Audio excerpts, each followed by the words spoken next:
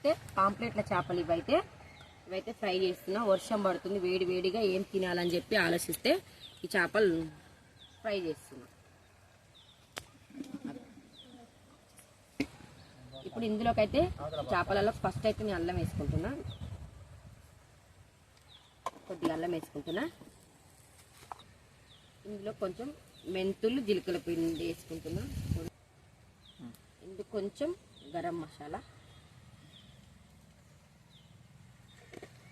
కొద్దిగా సాల్ట్, కొద్దిగా పసుపు,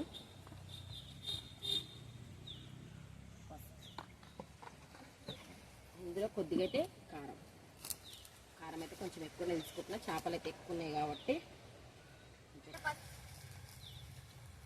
మొత్తం కలిపేసుకున్న తర్వాత ఒక 5 మినిట్స్ అయితే చేపలకంతా ఇప్పుడైతే చేపలకైతే మసాలన్నీ పట్టేసుకున్నా.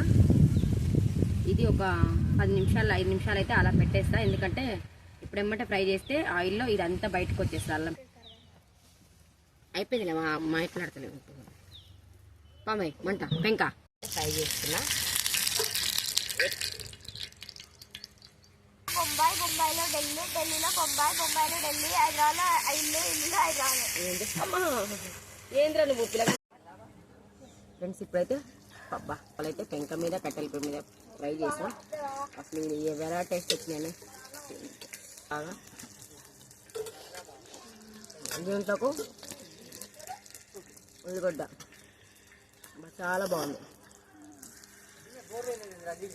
చాలా అంటే బాగుంది, చాలా చాలా బాగుంది. ఇవైతే పాంప్లెట్ల చేపలు అనమాట. మా బావ పట్టుకొచ్చిండు, గాలం వేసి పట్టుకొచ్చిండు అనమాట. నేను ఫ్రై చేసా. చాలా అంటే చాలా బాగుంది. ఊరికి వస్తే ఇలాంటివన్నీ వెరైటీగా చేసుకొని తింటాం. అందుకే ఊరంటే నాకు చాలా ఇష్టం ఫ్రెండ్స్. ఓకేనా? ఈ వీడియో ఎలా అనిపించిందో కామెంట్ సెక్షన్లో కామెంట్ అయితే చేయండి. బాయ్ అందరికైతే.